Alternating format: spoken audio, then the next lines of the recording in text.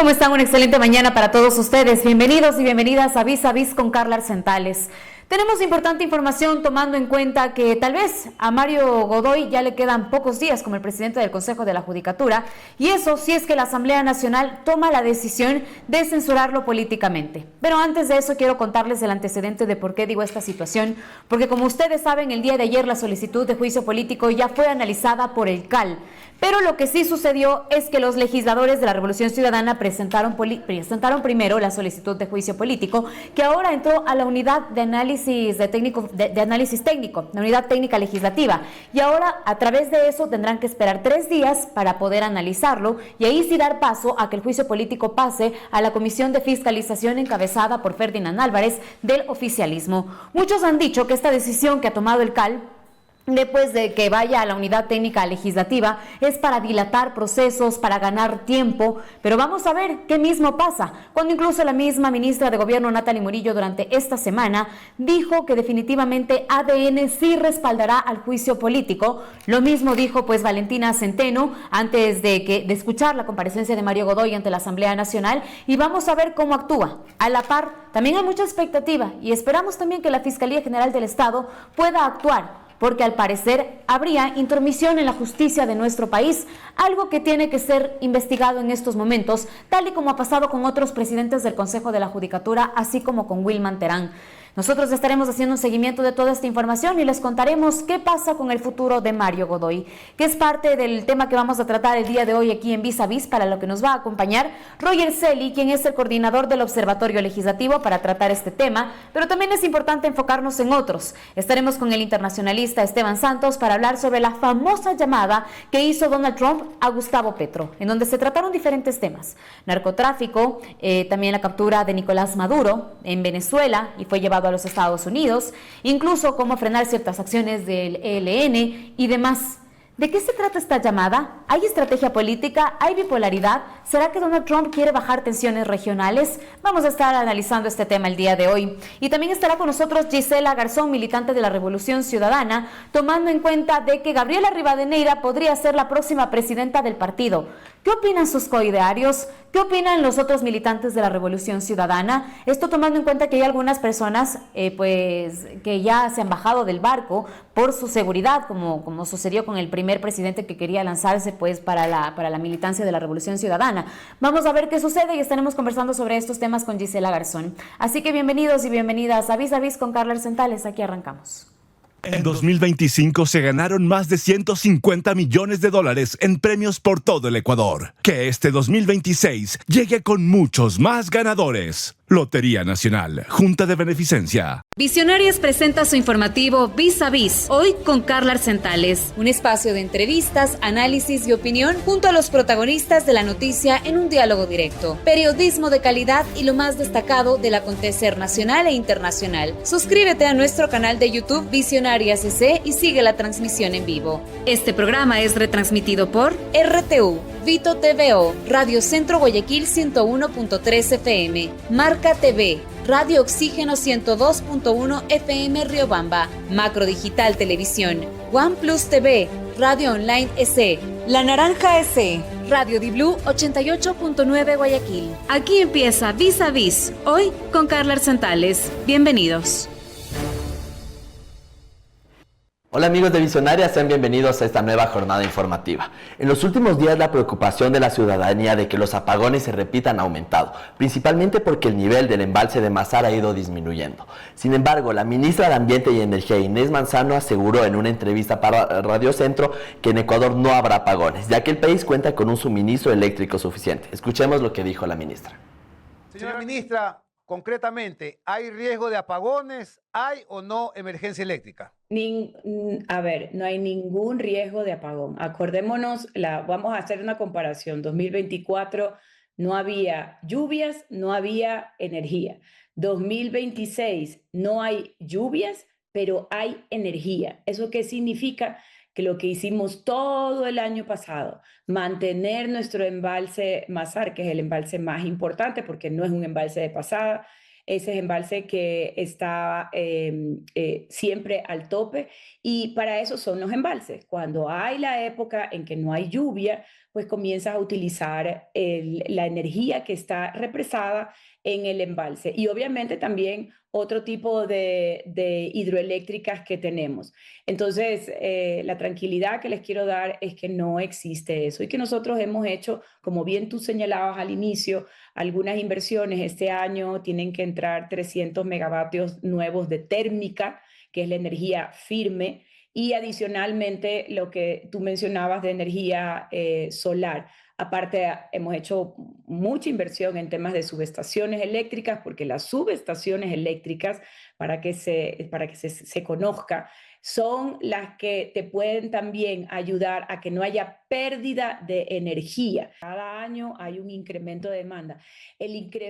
La demanda, el pico más alto de demanda que tuvimos el año pasado fue en mayo 11. El pico de demanda que hemos tenido este año es en 7 de enero.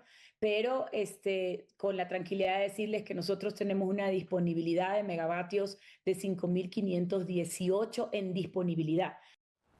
Esperemos por el bien del país que así sea y no se repitan los apagones. Y en otras noticias, como había mencionado Carla al inicio de este programa, el CAL decidió que la solicitud presentada por los asambleístas de la RC para llamar a juicio político contra Mario Godoy pase primero por análisis técnico de la Unidad Técnica Legislativa, siguiendo así el proceso. Sin embargo, para la oposición, justamente para el movimiento correísta que había puesto justamente esta solicitud de juicio político, todo esto sería una traba. Escuchemos lo que dijo la legisladora Viviana Veloz. Quien está al frente del Consejo de la Judicatura debe tener las credenciales éticas, las credenciales morales. Y es de conocimiento público que el señor Mario Godoy no las tiene, incluso cuando el mismo doctor Swing en una entrevista reconoce que el perfilamiento que realizaron no fue el adecuado y que no estaba incluida la información, que es la voz popular y que todo el mundo conoce en este momento aquí en el país.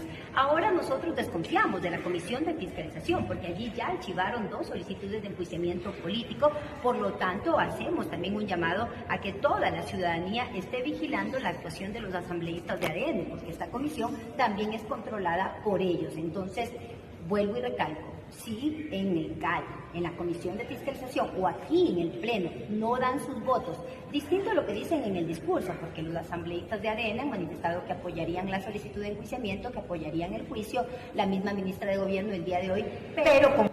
Bueno, para tratar justamente este tema está conectado con nosotros de manera telemática Roger Celi del Observatorio Legislativo, y arranco preguntándole a propósito de las declaraciones de Viviana Veloz. ¿Tienen en estos momentos la Asamblea Nacional, la Revolución Ciudadana, digamos, ese poder de desconfiar de este proceso político, tomando en cuenta que la Comisión de Fiscalización está encabezada por ADN, como es justamente Ferdinand Álvarez? ¿Tiene esa razón el correísmo de desconfiar de este proceso si es que llega a pasar? Porque en estos momentos vamos a ver recién el resultado, tal vez para el próximo día lunes. Bienvenido, Roger. ¿Cómo están? Muchísimas gracias por el espacio. Un saludo también para ustedes en la audiencia. Bueno, me llamó mucho la atención que al inicio se comentó que la revisión de la Unidad Técnica Legislativa de la solicitud de juicio político en contra de Mario Godoy podría dilatar el proceso desde un punto de vista legal. Pues es un paso que hay que seguir más bien y que no dilate el proceso, sino más bien podría fortalecerlo conforme manda la ley. Donde sí se demoraron posiblemente es en la presentación de la solicitud de juicio político. Recordemos que la dilación se dio al momento de convocar a esta autoridad pública, y ahora pues ya tenemos un juicio político presentado. Pero más allá de esa lectura... Roger? Ahí tengo una pregunta. ¿Qué pasa cuando hay 2 solicitudes de juicio político a una misma persona? ¿Por qué pregunto esto? Porque en esta semana Valentina Centeno dijo que van a escuchar la comparecencia de Mario Godoy, quien ante la Asamblea Nacional no dijo absolutamente nada. Fue un lavado de cara y de manos. Pero tomando en cuenta eso, ADN dijo que iba a presentar también la solicitud de juicio político, tomando en cuenta que ya lo había hecho pues a finales de diciembre la Revolución Ciudadana. ¿Podían ingresar 2? ¿Qué lenguaje o qué mensaje hubiera dado que también pues ADN presente esta solicitud? Más allá de los aspectos técnicos que cuando corresponde el CAL podría ordenar unificar estos pedidos de juicio político y que se tramiten a la par. Pero más allá de esa lectura, me parece muy interesante la pregunta en el sentido de que finalmente, cuando el proceso llega al Pleno, si es que así se decide en la Comisión de Fiscalización, y cambian un poco esta conducta que han tenido de blindaje a quienes son afines al oficialismo. Y si llega al Pleno, se necesitan 101 votos para proceder a una sanción de censura y destitución al presidente de la Judicatura.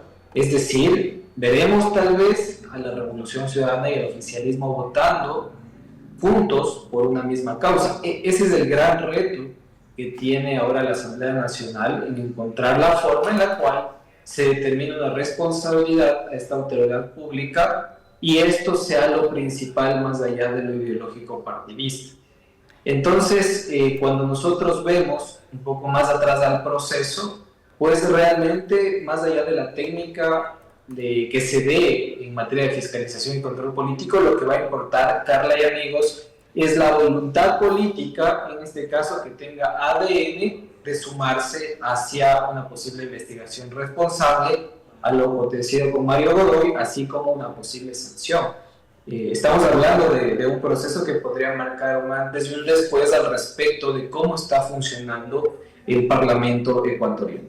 Claro, ahí podríamos ver esta polarización de la cual se ha hablado desde que inició, pero por primera vez habría que poner sobre la mesa y como prioridad la justicia de nuestro país y estos presuntos actos de corrupción, tomando en cuenta que el mismo presidente de la República le recomienda a Mario Godoy defenderse fuera de su puesto, defenderse dejando de ser el presidente del Consejo de la Judicatura, y al parecer Mario Godoy se está aferrando a su cargo, lo que quedaría es un juicio político, ¿no es cierto? Pero ahora también quiero preguntarle a usted, Roger, algo súper importante.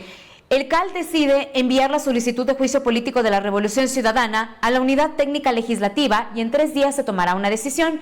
Y quiero que usted nos pueda explicar este proceso, porque mucha gente ha dicho que lo que se busca es dilatar el juicio político y demás, cuando esto es lo que dice pues justamente la normativa de la Asamblea Nacional.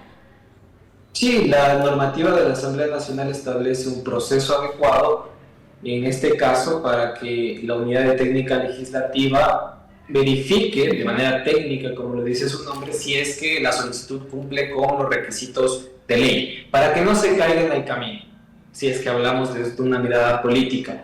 Entonces, ¿quiere decir que esto es necesario para saber que esté bien presentado? Es obligatorio y garantiza que el juicio político se maneje con responsabilidad y bajo una normativa y que de alguna manera fortalezca el Estado de Derecho tan débil que vivimos actualmente. Luego de eso, cuando ya se emite un informe que puede recomendar la calificación o la no calificación de la solicitud, el Consejo de Administración Legislativa ahora sí deberá votar para calificar la solicitud de juicio político, y con ello ya empieza el proceso en la Comisión de Fiscalización y Control Político. Entonces, de nuevo, el razonamiento inicial, más allá de lo técnico, porque el informe de la Unidad Técnica Legislativa no es vinculante, entonces más allá de lo técnico lo que se necesita es voluntad política para dar paso a que la Comisión de Fiscalización sustancie el proceso. Ahora, vuelvo al inicio en todo caso, Roger, es lo que yo le decía, si es que ya pasa la Comisión de Fiscalización, la Unidad Técnica pues dice que se ha cumplido con todos los requisitos, ¿hay confianza? ¿Qué esperar políticamente de este juicio político cuando pues justamente está encabezada la Comisión de Fiscalización por ADN y muchos hablan de que Mario Godoy llega a ser el presidente del Consejo de la Judicatura gracias a votos del oficialismo? Bueno, en este caso la Comisión de Fiscalización y Control Político ya ha demostrado que ha operado de manera afín al oficialismo, como era de esperarse en una comisión de mayoría oficialista.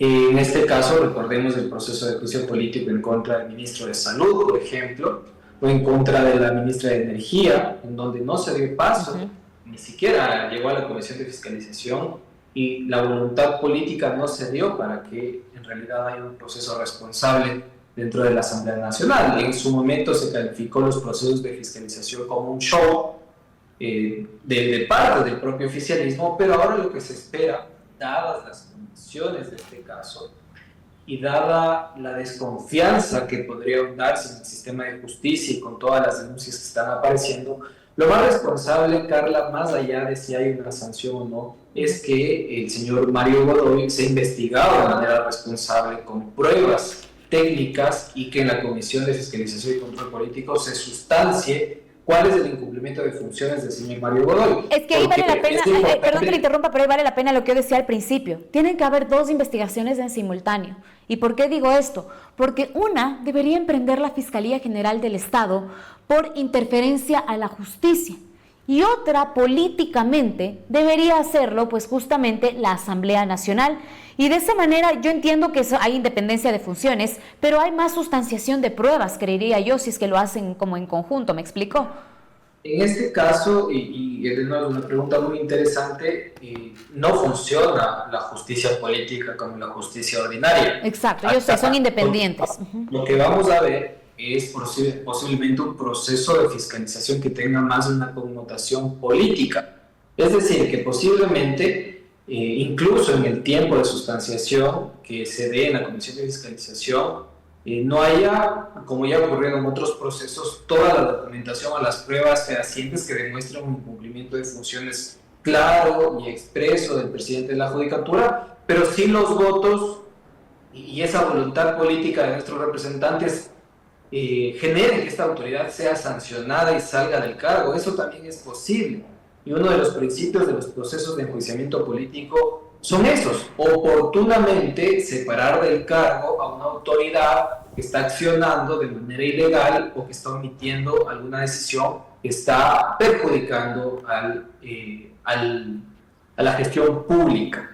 Entonces, lo importante del proceso sí es seguir las debidas etapas, pero recordemos que esto es un proceso eminentemente político, que si bien en Ecuador se ha complejizado con la Ley Orgánica de la Función Legislativa y exige una serie de pasos, normalmente un proceso de juicio político, y con esto termino, Carla, es un proceso también de confianza del Parlamento hacia la autoridad pública. Y ahí tenemos otra discusión, porque normalmente quien designa a las autoridades de Estado es el Parlamento, y el Parlamento retira la confianza también a estas autoridades.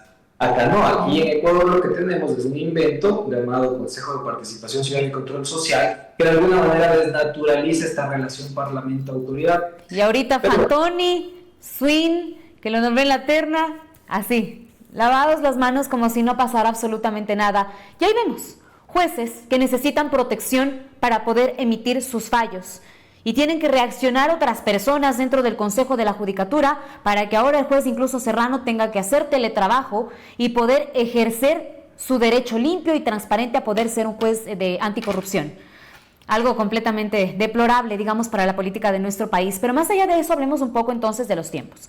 Tenemos 3 días para que la unidad técnica pueda analizar este juicio político y pase a la Comisión de Fiscalización, lo que quiere decir que esto sería la próxima semana.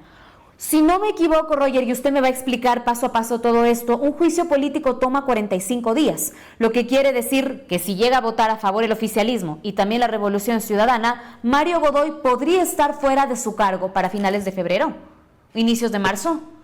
Efectivamente, hay plazos fatales que hacen que el proceso de crecimiento político aproximadamente dure 2 meses. Es importante señalar que alguno de estos procedimientos no tiene un plazo final, un plazo fatal, pero normalmente la Ley Orgánica de la Función Legislativa establece de 8 a 10 días para la sustanciación, un tiempo igual pertinente para la elaboración del informe, así como un tiempo para que el presidente convoque al Pleno de la Asamblea Nacional a conocer el proceso, y luego de eso se vota y puede haber una sanción al presidente, en este caso del Consejo de la Judicatura.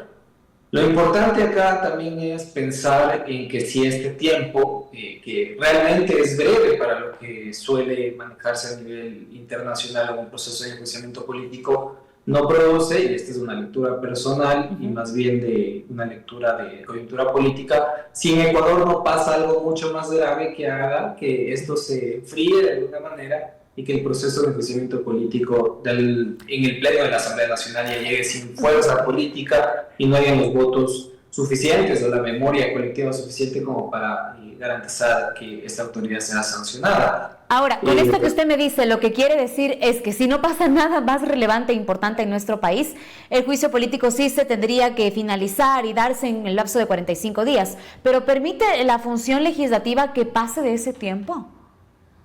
No, de ninguna manera la ley no permite que el proceso de enjuiciamiento político supere este tiempo, pero en la práctica sí sucede, Carla.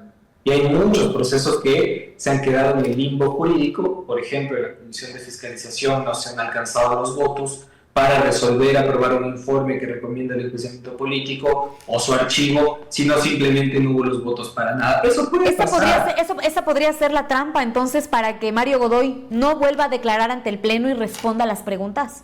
Eso ha pasado muchas veces. Recordemos los casos en los cuales el legislador principal casualmente se enfermaba durante la comisión de fiscalización, enviaba a su suplente tampoco iba o votaba de una manera desconcertante. Muchos procesos se han caído así, por este cálculo político que hacen las autoridades. Por eso nos llamó mucho la atención también la dilación cuando este proceso. Hubo un cálculo, parece que en pinzas, al respecto de hacia dónde iba a avanzar la posición del oficialismo en un caso tan preocupante como el de la justicia. No obstante, el proceso está en marcha, hay que estar vigilantes si se cumplen los plazos en primer lugar, si se respeta el procedimiento parlamentario y finalmente vigilantes, y esto es un llamado a la ciudadanía, de ver si es que hay la suficiente responsabilidad de nuestros representantes para participar con un debate de calidad a propósito de lo que vimos en una reciente sesión del Pleno de la Asamblea Nacional. Qué bueno que toca esto y perdón que le interrumpa, pero claro, esta semana que tuvimos la comparecencia de Mario Godoy, creo que muchas personas se preguntaban, y usted va a poder justamente darnos más información de esto, ¿por qué Mario Godoy no respondió preguntas? Y se hablaba de que era una sesión extraordinaria, en donde no tenían que haber ingresado incluso otro pedido del cambio del orden del día, en donde no iban a haber preguntas para la autoridad, simplemente su comparecencia. Entonces sí quiero que pongamos esa diferenciación de lo que es un juicio político con la comparecencia que dio Mario Godoy, porque entiendo yo que ya en un juicio político los asambleístas van a poder increpar, van a poder hacer preguntas y demás. Efectivamente, en el caso de la sesión en la cual compareció el señor Mario Godoy, al ser una sesión extraordinaria, no cabía la posibilidad de hacer un cambio de orden del día, pero sucedió. Y eso, de nuevo, nos demostró que posiblemente se están haciendo los cálculos políticos, dilatando el proceso para que no haya la suficiente claridad a respuestas y este proceso pierda impulso. Eso desde una lectura personal y una lectura de la coyuntura política. Ahora bien, un proceso de juicio político frente a una solicitud de comparecencia es muy distinto. En el proceso de comparecencia hay la oportunidad de que el legislador presente algún tipo de preguntas, pero no lo exige la ley, a diferencia de un juicio político en donde documentadamente quienes están interpelando a la autoridad deberán presentar sus pruebas, así como, en este caso Mario Godoy, deberá presentar la documentación que permita contrarrestar estas pruebas. En este caso sería quien presente las pruebas por parte de la Revolución Ciudadana, Viviana Veloz, porque ella fue quien presentó el juicio político. Y deberá quedar muy clara cuál es la conexión que hay entre la acción o omisión del señor Mario Godoy y el incumplimiento de funciones, porque recordemos que la causal para que una autoridad pública sea censurada o destituida, a diferencia de los juicios políticos a presidentes y vicepresidentes, la causal a cualquier funcionario es el incumplimiento de funciones. Eso deberá ser demostrado para que el juicio político avance sin mayor problema. Pero insisto, finalmente en los procesos de enjuiciamiento político, a pesar de lo que se documente o lo que se diga, lo que se pronuncie en el Pleno de la Asamblea Nacional, lo que importan son los votos. Claro, el día de la votación, si es que eso se llega a dar, vamos a poder ver finalmente cuál es la posición real de los legisladores frente a este caso.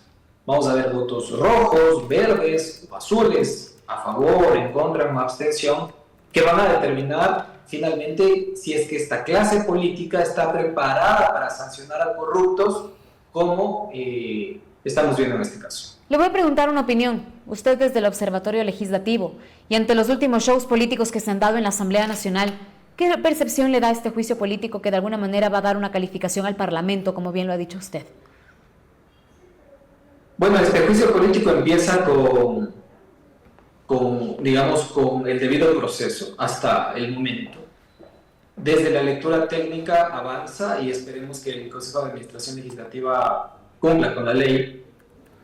Pero a la hora de garantizar la oportunidad política que debía darse, el juicio político debió iniciar desde el día 1, en donde se hicieron las denuncias sobre posibles irregularidades en el el Consejo de la Judicatura. Porque uno de los principios que debe cumplir el juicio político es el principio de oportunidad. Recordemos, Carla, que en muchos de los casos la Asamblea Nacional ha sancionado a las autoridades que han omitido o accionado en contra de la administración pública después de uno o un año y medio o casi 2 años, porque la ley faculta dentro de los 2 años después de haber abandonado el cargo sanciones. Ese es el común denominador de los procesos de enjuiciamiento político. En este caso, es algo más pronto porque ha sido más visible y ha existido mayor presión ciudadana, pero lo cual nos deja un poco en sinsabores que no se procedió inmediatamente a la solicitud de juicio político. Se hicieron acusaciones y demás, pero no avanzó. Pero ahora, insisto, Carla, hay un proceso en marcha, hay que ponerle el ojo al proceso y ver cómo avanza, y sobre todo ver la actuación de los legisladores, ¿no? Sí, tanto del oficialismo como de oposición, creo yo, porque también la oposición está aprovechando todo esto para poder hacer show político. Vamos a ver también si es que por su parte el oficialismo definitivamente busca un cambio en la justicia, que es lo que se necesita en estos momentos, incluso tomando en cuenta que ya jueces de la Corte Nacional de Justicia, incluso están pidiendo también la salida de Swing, porque él fue una de las personas que le puso en la terna a Mario Godoy. Entonces ya son varias instituciones del Estado las que están poniendo sobre la mesa su percepción sobre el presidente de la Judicatura. Sí, totalmente. Los problemas del país no se solucionan únicamente con juicios políticos o sanciones a las autoridades. Carla, el historial de sancionados en el Consejo de la Judicatura, el Consejo de Participación Ciudadana y Control Social es altísimo. Estamos hablando de un problema que no se va a resolver si es que no se cambia la estructura de funcionamiento o el origen del problema. Y en este caso el origen es claro, y es cómo se están designando las autoridades en este país. No sé por qué el debate en la Asamblea Nacional no termina de ser ese principalmente, porque mañana, Carla, puede estar otra persona dentro del Consejo de la Judicatura con esta subrogación o esta selección un poco a dedo de quienes van a ocupar este cargo, y vamos a tener la misma historia, Carla. No es incluso abramos los ojos, Roger. Yo creo que esto que va a pasar en estos momentos va a ser precedente para lo que va a pasar con la elección de fiscal general. Totalmente. Recordemos a Vilma Terán, por ejemplo. Fue el mismo caso y la misma historia. Sí. Pero con Vilma Terán sí se abrió un proceso en la Fiscalía General del Estado, que es lo que todos están esperando también con Mario Godoy. Lo triste, Carla, de nuestro país es que los ecuatorianos no nos esperamos algo diferente. Y es por el diseño institucional que tenemos actualmente. Si se hace un concurso para el Consejo de la Judicatura, tal vez tengamos el mismo resultado y tengamos una persona que también esté involucrada presuntamente con nexos con el crimen organizado. Esperemos que no sea así. Merecemos un país mucho más transparente, mucho más digno y una justicia en la que los ecuatorianos podamos confiar. Así que quiero agradecerle mucho, Roger, por acompañarnos esta mañana en el desarrollo de esta entrevista. Nosotros vamos a estar siguiendo de cerca a ver cuál es también, la respuesta de la unidad técnica. De ahí vamos a estar siguiendo, por supuesto, de cerca qué va a pasar en la Comisión de Fiscalización y ver cómo se sustancia este juicio político y ver qué dice también Mario Godoy, porque recordemos que primero tiene que comparecer ante la Comisión de Fiscalización y ahí más o menos tendremos un termómetro de lo que podríamos ver en el Pleno. Esperemos que la Comisión de Fiscalización no se preste nuevamente para el show político. Recordemos las comparecencias famosas que se dieron en esta Comisión de Fiscalización y se haga de manera responsable. Creo que el mensaje de la ciudadanía debería ser ese por parte de la Asamblea Nacional. Sí, muchísimas gracias por estar con nosotros y bueno, estamos en los primeros días de enero, así que feliz año también para usted. Feliz año también, Carla, un abrazo, hasta luego. Emilio, tú continúas con más. Así es, Carla, y seguimos con unas cuantas recomendaciones. Más de 500 millones de dólares en premios ganados en todo el país desde 2021 gracias a Lotería Nacional. En los últimos 5 años han entregado más de 500 millones de dólares en premios. Solo en 2025 más de 150 millones de dólares llegaron a hogares de todo el país, respaldados por más de 700 sorteos realizados a través de sus distintas marcas. Lotería, Loto, Pozo, Pega y Raspaditas, la videolotería, juntos en el fortalecimiento de la plataforma plataforma de juegos online y pronósticos deportivos Bet593. Además, en Cuenca, benefíciate de descuentos por prontos pagos de tus obligaciones municipales. Acuda a tiempo a tus ventanillas de tesorería municipal y entidades financieras. Así todos contribuimos al desarrollo de esta hermosa ciudad. Amor por Cuenca. Y así seguimos con las noticias internacionales. De ayer justamente nos enterábamos que Jorge Rodríguez, el presidente de la Asamblea de Venezuela, informó este jueves 8 de enero que liberarán a presos políticos venezolanos y extranjeros. Aunque no detalló cuántos, aseguró que serán un número importante. Las excarcelaciones ya habrían empezado. El líder opositor venezolano Juan Pablo Gunipa y Rafael Tundares, que era el yerno de Edmundo González, ya habrían sido liberados. Escuchemos lo que dijo Jorge Rodríguez. A las instituciones del Estado ha decidido la puesta en libertad de un número importante de personas venezolanas y extranjeras, y estos procesos de excarcelación están ocurriendo desde este mismo momento. Considérese este gesto del gobierno bolivariano de amplia intención de búsqueda de la paz como el aporte que todas y todos debemos hacer para lograr que nuestra república continúe su vida pacífica y en búsqueda de la prosperidad. No sé si hay alguna pregunta. Bueno, continuamos entonces con más y justamente Emilio nos da la pauta para continuar en el análisis internacional.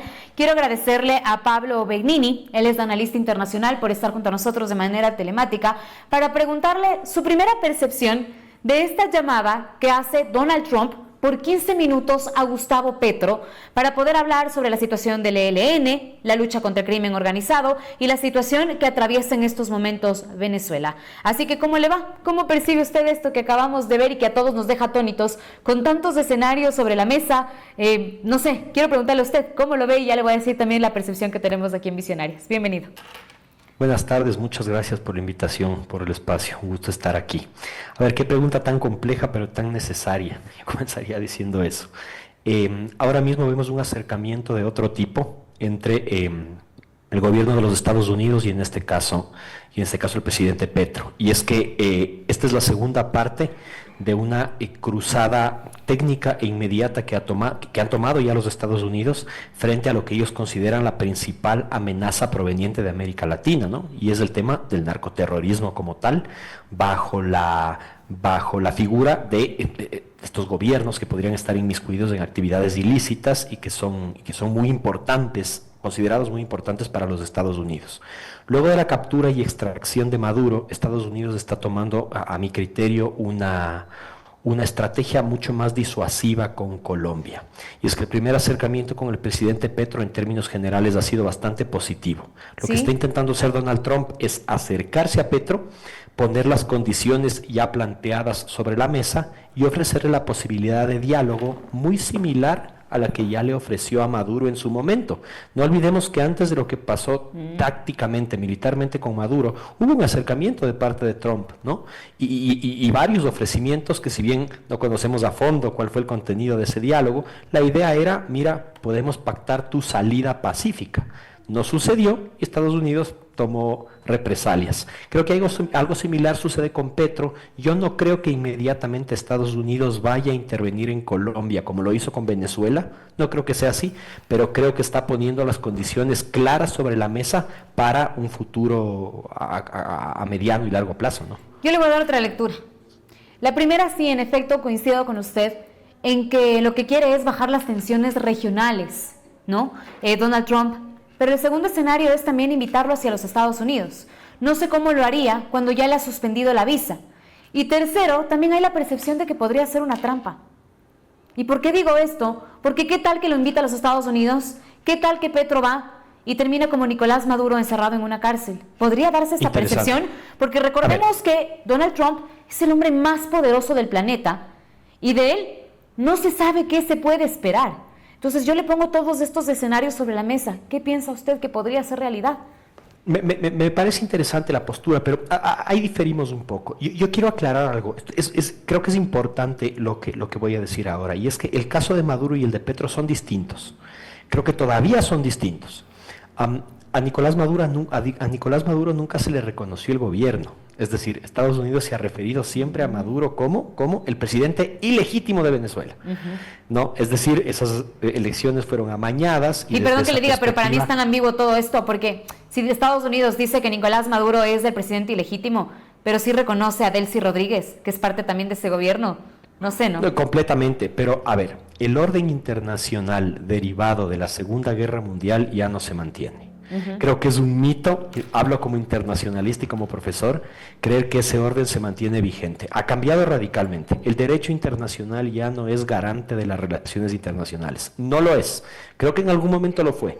Ahora mismo ya no lo es. Estamos hablando de una dinámica geopolítica, de una dinámica de grandes presiones hegemónicas a nivel internacional en la que el mundo se está repartiendo en zonas de influencia y el derecho internacional ya no juega el papel que jugaba hace 20, 30 o 50 años. Esto ha cambiado radicalmente.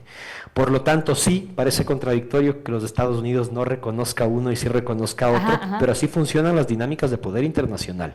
Ahora, si continuamos con el discurso que me decía que me parece súper interesante y oportuno, que no es lo mismo la situación de Nicolás Maduro con la de Gustavo Petro, porque no se ha reconocido en un gobierno y el otro sí.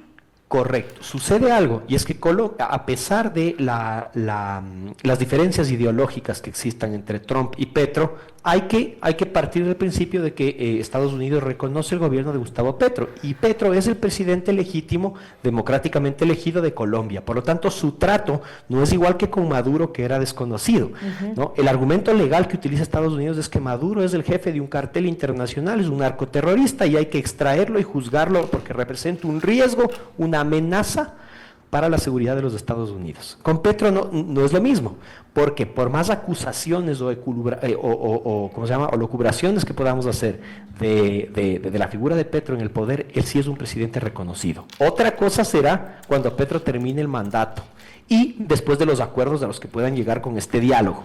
Que Estados Unidos secuestre unilateralmente a Petro en territorio norteamericano en su visita, le veo difícil, porque diplomáticamente ahí se ganaría todavía más enemigos de los que ya tiene.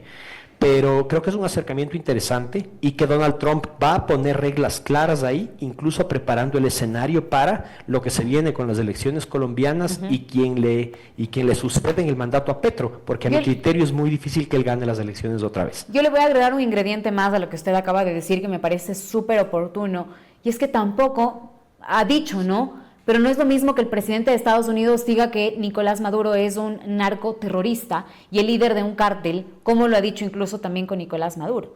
Incluso Petro, después de esta llamada, sale a dar declaraciones y da detalles de la llamada, diciendo que bueno, al parecer casi que ya son nuevamente amiguis, y por su parte Donald Trump dice que de hecho fue un honor haber hablado con Gustavo Petro. Entonces, ¿cree usted que esto baja las tensiones? O sea, no sé qué percepción poder dar a esto, como yo le digo, porque tal vez hasta podría ser una trampa.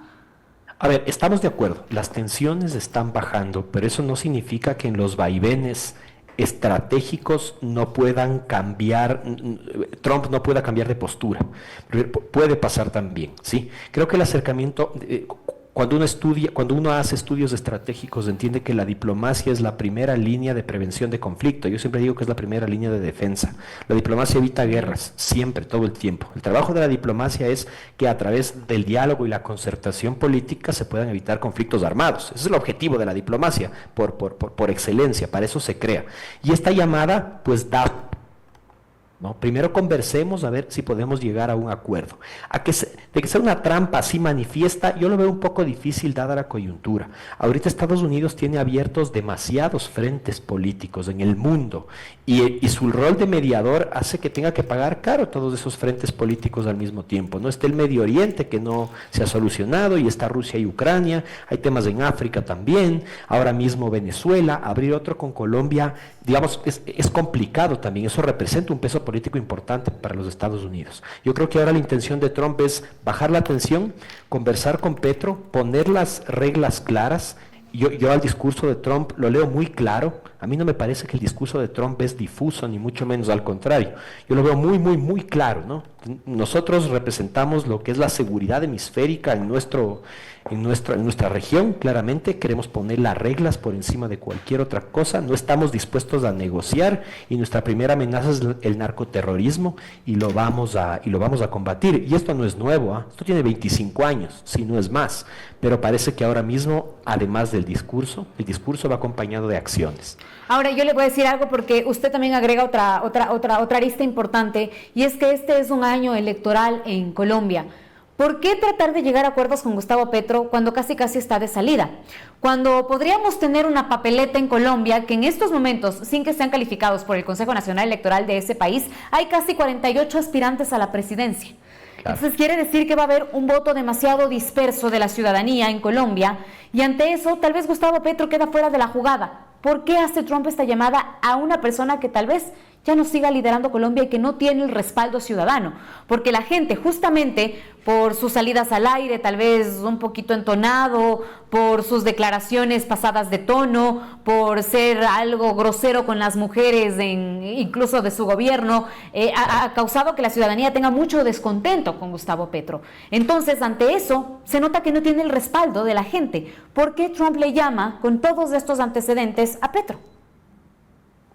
Qué pregunta tan interesante también. A ver, 2 años electorales importantes, 2 eventos electorales importantes de este año. Colombia y Estados Unidos también, no olvidemos de eso. Que las elecciones también hay elecciones en Estados Unidos. En noviembre. Eso es importante también. Sí. ¿Cómo veo yo? Yo creo que Trump en el fondo y su círculo también tiene una visión estratégica interesante. ¿Por qué? Trump está ganando por todo lado. Ahorita la principal preocupación de Trump, además del ascenso de medianos y grandes poderes y la presencia de China aquí en el hemisferio, es perder las elecciones internas, ¿no? Si esas elecciones de midterm Trump las pierde, sería el revés político más grande de todo su gobierno. Eso es muy peligroso. ¿Qué intenta hacer? Ganar electorado, y el electorado latino es importante. Ahorita ha conseguido meterse al bolsillo a una porción considerable de la población venezolana. No podemos negar eso, es importante, y creo que intenta hacer algo así con Colombia, porque la imagen que tiene Trump de Colombia, que intenta proyectar de Colombia y de estos socialismos del siglo XXI ya resquebrajados a estas alturas de la historia, es justamente que son siempre dañinos, ¿no? Son siempre negativos. ¿Por qué negociar ahora con Petro? Porque lo que intenta hacer es eliminar toda posibilidad de que Petro o una ideología similar a la de él se mantenga en el poder en Colombia. Yo creo que va por ahí. Está abriendo el espacio para entender que un gobierno similar al de Petro no tendría de ningún modo apoyo de Trump por ningún lado. Al contrario, Estados Unidos está al otro lado, está en las antípodas de esa ideología. Mientras que si se prepara el camino para un gobierno más de derecha, más conservador en algunos aspectos y favorable a las políticas de seguridad de Estados Unidos, pues es el escenario propicio para cooperar. Y en estos momentos tendría el respaldo de Estados Unidos de la región completa, excepto de Nicaragua. Además ya de no ese habría nadie político, más. Ya no hay Bolivia, ya no hay Venezuela. Entonces el único que queda en estos momentos es Nicaragua, y tendría el respaldo completo de toda una región. Así es, y está aprovechando esa coyuntura, ¿no? Hay que reconocer que sí, es el momento preciso para hacerlo, ¿no? Yo lo veo así, porque cada vez hay menos oposición a esta política. Claro, hay que entender otra cosa también. Yo creo que a diferencia del análisis general que se hace ahora sobre estos temas, yo creo que Estados Unidos no solo busca petróleo, creo que el petróleo o el interés en esos recursos naturales no es el factor más importante a Estados Unidos no necesita dinero. Por Estados Unidos. Sí, yo creo que no va tanto por ahí. Creo que más bien está preocupado por el ascenso de otros poderes, por la influencia de China. Ahorita Trump lo ha dicho públicamente, tiene los ojos clavados en Groenlandia. No porque Groenlandia sea un espacio repleto de recursos, que de hecho lo es, pero no es solo eso, o no es la razón más importante, no es la razón principal. Ahora mismo esas rutas de navegación y esos puntos geoestratégicos son muy cotizados por Estados Unidos para mantener el control del hemisferio, como ya lo ha dicho públicamente. Ahora, hablemos también de algo súper importante que se ha dado hace, pues muy pocas horas en realidad, y es que el Senado de Estados Unidos aprueba una resolución que busca frenar las incursiones militares de Donald Trump en Venezuela, con 52 votos a favor y 47 en contra, gracias al apoyo de republicanos. ¿Qué percepción nos da también la postura que tiene en estos momentos el Senado frente a las elecciones que ya se vienen en noviembre y estos votos latinos que está intentando captar Trump? Otro tema interesantísimo, ese es otro aspecto de análisis. A ver, yo ahora mismo veo que hay dos grandes bandos que le están asesorando a Trump. Por un lado están los norteamericanos aislacionistas, me gusta llamarles así, es algo propiamente desde mi visión. Estos aislacionistas están encabezados por el vicepresidente Vance, ¿no? Que son los que propician el espacio para que se desarrolle el movimiento MAGA, Make America Great Again, y que creen que los Estados Unidos debe aislarse de cualquier conflicto armado en el mundo. Es decir, que Estados Unidos se preocupe por Estados Unidos y por recuperar su productividad y su seguridad interna. Y por otro lado está la visión de Marco Rubio, ¿no? El secretario de Estado. Y ahí algunos lo ven incluso como presidenciable ya, Marco Rubio. Completamente, y con todo el apoyo y con todo lo que está consiguiendo, ¿no? No olvidemos que lo que pasó con Maduro no deja de ser admirable, más allá de las posiciones políticas que tengamos al respecto. Tácticamente esa operación es un ejemplo quirúrgica, que obtuvo los resultados que se planteó. Pero bueno, les hablaba de Marco Rubio. Marco Rubio más bien piensa en un Estados Unidos regulador de la seguridad en el mundo, ¿no? Uno que propicia la paz, espacios de diálogo y principalmente que soluciona conflictos que ya llevan tiempo vigentes en el mundo. Esas dos posiciones se están chocando actualmente, ¿sí? Claro, esto en medio de un año de elecciones y de un Congreso que en su mayoría parece manifestar su disgusto por el ingreso forzoso a Venezuela. ¿Por qué? Porque es abrir otro frente para Estados Unidos y otro frente que le cuesta y mucho. Mantener ese gobierno de transición o propiciar espacios políticos en otras latitudes a Estados Unidos le cuesta y le cuesta muchísimo. ¿Por qué creen que acaba de suceder lo que pasó ayer, que Estados Unidos se retiró de 66 organismos internacionales, ¿no? Es también una manera de demostrar que ellos están marcando el paso a un orden internacional muy distinto, en el que Estados Unidos ya no es el principal financista, no es el principal proveedor del mundo en materia de seguridad y estabilidad. Creo que eso es importante también, ¿no? Entender que Estados Unidos está jugando un rol muy distinto al que ha jugado en los últimos 50 o 60 años. Ese orden internacional se ha acabado y no es de hoy, ya lleva tiempo deteriorándose. Bueno, la verdad es que hay mucha expectativa de saber qué va a pasar en los próximos días, qué va a pasar detrás de esta llamada. No sé, yo pienso que Gustavo Petro incluso aceptaría ir a la Casa Blanca. No sé por qué tengo esa percepción. Y no sé por qué también tengo sobre mi imagen, digamos, la idea de que podría pasar lo mismo que pasó con Zelensky. Cuando llegó a la Casa Blanca, pues Donald Trump le dijo directamente: yo soy quien te ayuda, yo soy quien te da las armas, yo soy quien finanza, ¿no? Yo soy quien pone las reglas. Sí. Puede estar pasando exactamente lo mismo para dar un mensaje político. Sí, repito, yo cierro esto con la idea de que parece que el orden internacional pasa otra vez, porque se parece mucho al del siglo XIX, a zonas de influencia globales, ¿no? Es decir, esto se negocia entre grandes líderes políticos y no entre medianos y pequeños, ¿sí? Son 3 o 4 líderes políticos los que se reparten el mundo como en los cómics del siglo XIX. No sé si se reparten en realidad. Le digo esto porque ahorita, la verdad es que para muchos tienen esta percepción de que el hombre más poderoso del mundo, y después de lo que pasó con Nicolás Maduro, es Donald Trump. A ver, eso depende de muchos factores. Lo que pasa es que depende del tema del que estemos hablando. Estamos hablando de economía, de finanzas, de comercio, temas militares, ¿sí? Creo que esa hegemonía absoluta no la tiene todavía Estados Unidos. Creo que la principal preocupación de Estados Unidos es China, y que Xi Jinping a su manera ha conseguido algo que Trump no ha conseguido todavía. Creo que Putin no deja de ser un líder político importante todavía, a pesar de de la debilidad que ha presentado Rusia frente a Ucrania. Pero yo lo veo así. ¿Y qué otro? ¿Usted habla de Putin? ¿Habla de Nicolás Maduro? ¿De Xi Jinping? ¿De Xi Jinping? No. Putin, Xi Jinping, hablo de Trump, y la Unión Europea infortunadamente no. Yo la saco de esta ecuación. La Unión Europea es una potencia sin voluntad. Ya perdió la voluntad y lo que fue en su momento. Ahora mismo la Unión Europea tiene problemas muy distintos y creo que ya no se perfila como un líder global a la altura de Trump, por lo menos no. De otro modo. Sí, le ganó el concierto internacional. Así que bueno, me quedo con eso. Qué gusto haber conversado con usted. Creo que muy importantes sus aportes. Gracias a ustedes por la invitación. Un gustazo. Que pase muy bien. Muchísimas gracias Igualmente, por estar junto a gracias. nosotros. Ustedes ya saben que siempre en este espacio hacemos seguimiento de las noticias internacionales, así como también de las nacionales que ya nos va a contar Emilia. Así es, Carla, pero vamos con unas cuantas recomendaciones. Cani, las colitas a mover, porque es hora de comer. Con Cani cada comida es pura energía. Hecho con proteínas reales, brinda fuerza, vitalidad y alegría. Cani, la receta perfecta para todas las razas todos los días.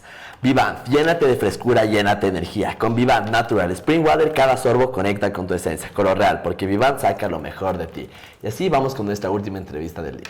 Gracias, Emilio, por esa información, y nosotros continuamos ahora hablando de lo que ya se avecina en este mes de enero, las elecciones de la Revolución Ciudadana, que serán este 17 y 18 de enero en Manta. Se realizarán en Manta precisamente para conocer quién va a presidir a Luisa González. Y estoy en estos momentos conectada también de manera telemática con Gisela Garzón, a quien quiero darle la bienvenida por estar junto a nosotros y preguntarle qué expectativas tienen de estas nuevas elecciones. Entiendo que todo se va a contabilizar mediante una aplicación que ha creado la Revolución Ciudadana, y cómo ven a los posibles candidatos que se han dado hasta el día de hoy, porque se habla de que Orlando Pérez podría ser uno, se habla también de que Gabriela Rivadeneira podría ser otra, y también se habla de otro nombre importantísimo que fue ex embajador en el Vaticano, no recuerdo el nombre, ya les voy a decir, y que quienes están buscando en estos momentos pues la presidencia de la Revolución Ciudadana, Mario Latorre, exactamente. ¿Cómo ve, Gisela, en estos momentos estos nombres para presidir al movimiento al cual usted pertenece? Feliz año y buenos días.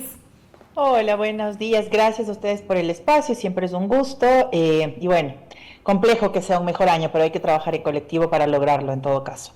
Es un momento importante, en este mismo espacio lo hemos hablado desde antes, respecto a la necesidad de un cambio de la directiva, cumpliendo con el tiempo que establece el estatuto. El estatuto es muy claro respecto a que las directivas tienen 2 años de encargo, 2 años de trabajo, y que luego se hace un cambio a través de una convención nacional.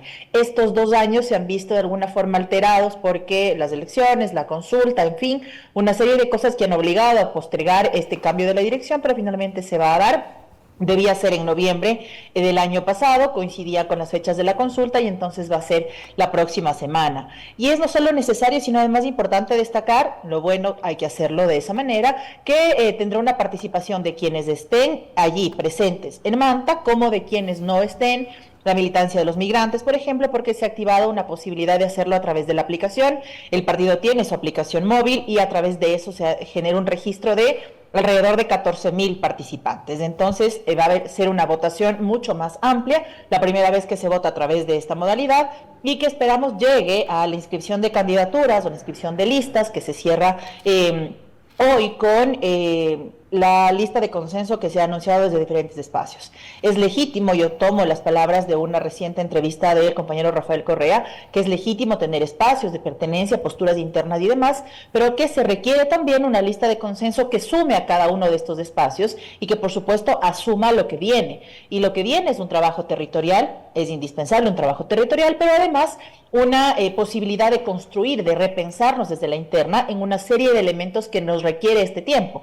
Cuestiones, por ejemplo, medioambientales, por poner un ejemplo puntual, así como lo último ocurrido con Venezuela, es decir, la posibilidad de una invasión que nos pasa prácticamente al lado y que requiere también una postura ideológica clara. Entonces, pero Gisela, a ver, usted me habla de varios puntos que quieren lograr en este año con la Revolución Ciudadana, pero no olvidemos cuál es el más importante, yo creería, para todos los movimientos, las seccionales.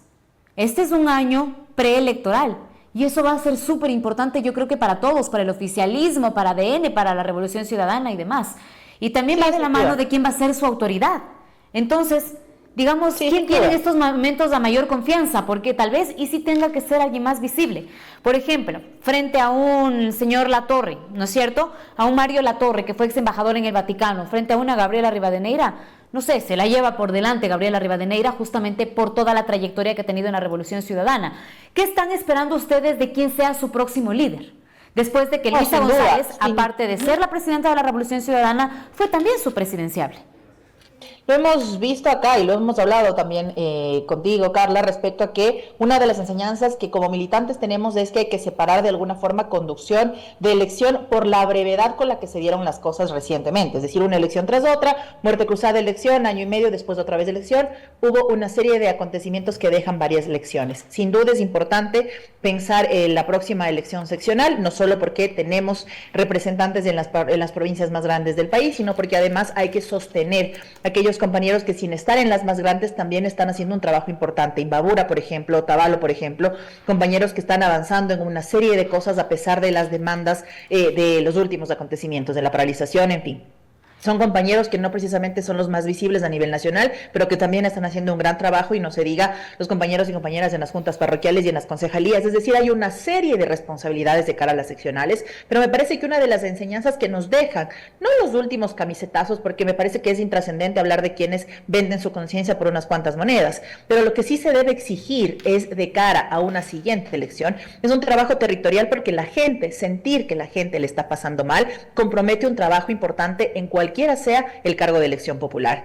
Si es que esas personas que llegaron y después se cambiaron al andar en la Asamblea Nacional sintieran el dolor de una familia que no logra atenderse con medicamentos mínimos a su padre, a su madre, a sus hijos, seguramente pensaría dos veces en apoyar al gobierno que está provocando eso. Por lo tanto, salir al territorio, caminar el territorio, avanzar en los diferentes espacios es necesario, y me parece que esa debería ser una de las perspectivas de la nueva directiva. No solo estar por el nombre que se ha hecho, por el camino que se ha recorrido, sino estar hacia afuera, estar con la gente, tener ese reconocimiento y ese compromiso en primera instancia.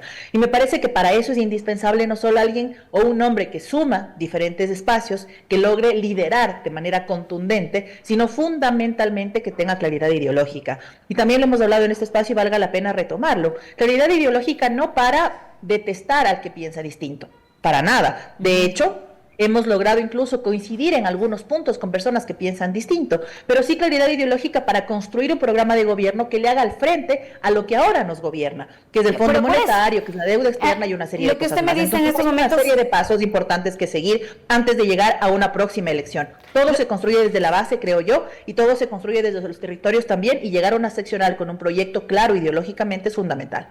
Converge a lo que yo le decía justo en el inicio, por eso necesitan también un rostro fuerte.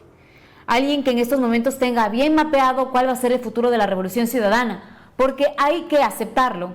El hecho de que Luisa González sea hoy por hoy la presidenta del movimiento causó muchas rupturas, incluso causó mensajes y una carta que se hizo visible que le habían enviado a Rafael Correa algunos alcaldes y prefectos, Paula Pavón, Pavel Muñoz, estuvo Juan Cristóbal Lloret, quienes firmaban una carta diciendo que por favor ponga más atención en quién está dirigiendo el movimiento. Entonces también tiene que ser alguien que no fragmente, tiene que ser alguien que ya una al movimiento y que sea una elección sobre todo transparente, no a dedocracia, no tú porque estás aquí, no tú porque tienes más popularidad, que sea el voto de toda la militancia. ¿Alrededor de cuántas personas forman la Revolución Ciudadana? No, son millones, son miles, digamos, al menos de adherentes. ¿Cuántos van a la convención a votar? Millones de votos en la elección, miles de adherentes y simpatizantes y militantes, valga la aclaración. En el padrón que se cerró de acuerdo a los tiempos electorales, solo hago un paréntesis para detallar un par de cosas. Primero, hay un calendario electoral que seguir. El CNE está informado de ese calendario porque con base en el Código de la Democracia, el CNE tiene que acompañar este proceso y el día de la convención estar presentes delegados del CNE para dar fe del que el proceso avanzó como dice el Código de la Democracia. Entonces vamos agotando tiempos. Del 1 al 4 de enero hubo un registro público a través de la plataforma de la aplicación de la Revolución Ciudadana, un registro con base en una serie de pasos bastante sencillos en realidad que había que seguir en la aplicación. Eso da un padrón, este padrón tiene que ser aprobado por el Buró del Movimiento y puesto en conocimiento del CNE. Este padrón recoge un poco más de 14,000 personas para votar, registrados a través de la aplicación. Y eso es, por ejemplo, un acierto de la directiva saliente, permitir que quienes no pueden estar presentes en la convención también participen, fundamentalmente los compañeros y compañeras migrantes. Siempre estaban pensando de qué forma llegan, cómo envían una delegación, en este momento es más complicado, y entonces que se pueda hacer a través de mecanismos digitales es fundamental.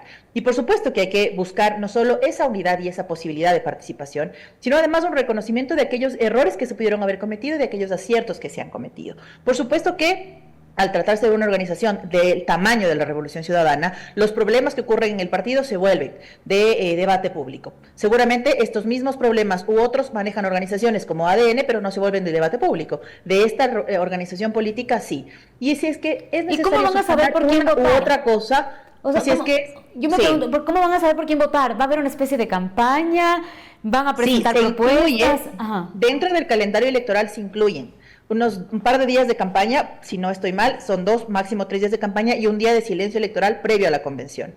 Y la convención no es solo el día de la elección, es un día previo, que es el día quizás más importante. El día de la elección, el día del cierre, es como el cierre del proceso. Pero el día previo, el día 17, está previsto una serie de mesas de trabajo con delegados de todas las provincias sobre la base de 6 temas generadores que deben incluir no solo la razón de ser de la Revolución Ciudadana, sino además la participación colectiva de esas delegaciones. Eso será el 17. El 18, la convención, como ya la conocemos, pero el 17 se incluye una participación importante de la ciudadanía y, por supuesto, de la militancia, que tiene el rol fundamental. Los delegados y delegadas fueron designados desde las directivas provinciales, ha habido una participación de los colectivos, existe un reglamento de colectivos que le ha dado cierto orden y tareas que cumplir a esos colectivos, que también es importante hacerlo así.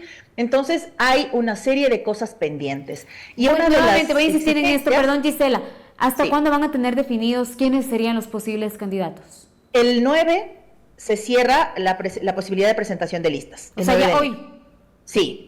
Hasta hoy, de acuerdo al cronograma. Una vez que se conoce de eso, avanza los siguientes pasos del cronograma de la elección de la Revolución Ciudadana. Es decir, para el día lunes ya podríamos tener, por decirlo de esta manera, si hablamos de procesos electorales, la papeleta de la Revolución Ciudadana. De alguna forma, sí. Yo me sumo a lo que ha dicho el compañero Rafael respecto a que se busque una lista de consenso. Y me sumo a esto porque lo que hay que hacer, la evaluación de lo que está pasando dentro de la organización, que además se circunscribe, a mi criterio en particular, a una crisis de la política en su conjunto, no solo de una organización política que tenga diferencias, sino me parece que... Todos tienen, pero el problema de la Revolución Ciudadana, como yo les decía en el testamento que les dejaba, expusieron sus cueritos al sol, a todo el mundo. Todos tienen, pero además me parece que hay un llamado de atención también al sistema de partidos, porque aquellos que aparecen solo en las elecciones y después desaparecen, deberían desaparecer del registro electoral también. Es decir, las observaciones de los financiamientos de campaña que le hacen a la Revolución Ciudadana, de los materiales y demás, no se lo hacen a Movimiento Amigo, por ejemplo, o a la lista 16 o a la lista 30 y tanto, que aparece solamente en tiempos de campaña, mucho menos a los partidos locales, que también deberían ser observados. Esto también profundiza una crisis que no puede ser únicamente partidos de nombre para llegar a la elección, sino partidos que ejerzan el rol de un partido político en la colectividad, en la vida del país. Entonces, bueno, decía, yo me sumo a las palabras respecto a que se busque una lista de consenso. Siempre ha existido una lista de consenso, pero en este momento en particular, que esa lista de consenso no solo que se nutra de experiencia y participación importante de diferentes actores, sino que además tenga el compromiso de moverse, de salir, de estar con la gente, de recorrer con la militancia, de identificar qué problemas hay en los territorios y además, por supuesto, de entender qué se requiere en este momento, no solo de cara a las seccionales es un paso importante en el próximo año, pero ese paso importante también construye el futuro al mediano plazo, y allí la participación activa de todos es fundamental. Y algo que he escuchado a las diferentes opciones, a las diferentes personas que legítimamente aspiran, pero fundamentalmente lo he escuchado de la militancia pedir. ¿Quiénes nomás usted ha escuchado, Gisela? Porque yo decía algunos nombres. Le oigo a Orlando Pérez, estamos hablando en estos momentos también de La Torre, estamos hablando de Gabriela Rivadeneira, Felipe de la Cuadra dio a un paso al costado, entonces... Felipe ha anunciado que Gabriela lo invitó a caminar con ella y que lo ha aceptado. Entonces me parece, por ejemplo, que esas son muestras importantes de desprendimiento. En todo caso sería la única formal, porque la otra era Felipe Vega de la Cuadra, pero dijo que por su seguridad dio un paso al costado. Sí, pero Felipe también había hecho público que se sumaba a acompañar a Gabriela si es que ella sí se lo había propuesto. Son de las cosas que son necesarias hacer. Pero es la única formal. En todo caso, Orlando Pérez dijo en un podcast que había recibido que había recibido la invitación y que aceptaría. Legítimamente pasa, es decir, todos son compañeros militantes que desde su propia experiencia se consideran en capacidad de liderar. De esas maneras, eso ocurre. Es legítimo que existan diferentes perspectivas y aspiraciones, pero finalmente hay una línea orgánica que seguir, un cronograma electoral que seguir y un reglamento que respetar. Es decir, Rafael Correa dice quién sí, quién no. Es decir, Rafael Correa dice quién sí, quién no, porque la venia se pronuncia a favor de una lista y entonces, pues, lo hace como el militante y el líder que es de esta organización. Pero eso no da, digamos, algún tipo de, ventaja para quien apoya a Rafael Correa. tomando en cuenta que él es el líder máximo de la Revolución Ciudadana y quien prácticamente ha decidido todo, Gisela. Hace ejercicio de su liderazgo, y es lo obvio. Es, digamos, lo que ocurre. Yo estoy segura que, no sé, el exalcalde Jaime Nebot levanta el teléfono y hace ejercicio de su liderazgo en el Partido Social Cristiano. A otros líderes, digamos, de las organizaciones políticas no les cuestionan de esa manera. A Rafael Correa siempre lo cuestionan de esa manera. Pero en todo caso... Pero eso entonces dará transparencia al proceso, tomando en cuenta que hay unos que recibieron la veña de Rafael Correa y otros no. No, pero es que lo han hablado, me imagino, desde su aspiración militante, como todos, como los que aspiran a ser candidatos en algún momento, como los que aspiran a ser directores provinciales, cantonales en algún momento, pero llega la línea orgánica y la línea orgánica se establece con base en no solo el análisis político del país, sino sobre todo en el estatuto que le rige a la organización. De hecho, hay cambios en términos de, por ejemplo, qué hacen las secretarías, qué hace la defensa del adherente, estatutos que vienen desde el 2023, puedo ser imprecisa en el año, pero desde el 2023 que hubo una reforma al estatuto y que tiene una serie de cambios y de parámetros que se tienen que seguir. La organización puede funcionar únicamente, ni esta ni ninguna a nivel del mundo, pero este en particular no puede estar únicamente pensada en función de la elección, que en estos últimos años ha sido una tras otra, y quizás eso también nos abre un debate respecto a la salud de la democracia en nuestro país, una tras otra y tras otra, sino más bien tiene que pensarse en función de llegar a la elección habiendo caminado un proceso importante como organización política. Insisto, ¿qué otros nombres podrían estar en esa papeleta de la Revolución Ciudadana? Los que particularmente he escuchado, el más reciente es el de Mario, que lo he visto además en medios, el de Gabriela, que lo anunció el presidente Rafael Correa. Para nadie es un secreto mi cercanía con Gabriela, entonces por lo tanto no solo lo veo como necesario, sino que además de mujer a mujer haya una entrega, digamos, de la conducción del partido, también es relevante, es la posibilidad de que las mujeres sigamos estando en espacios de toma de decisión. ¿Luisa González no volverá a estar en esa papeleta? Definitivamente. No lo sé. No, esa parte no la sé, pero en todo caso sería no solo ingrato de nuestra parte no desconocer el rol que ha llevado adelante, más allá de aciertos o errores que tendrán todos en su momento.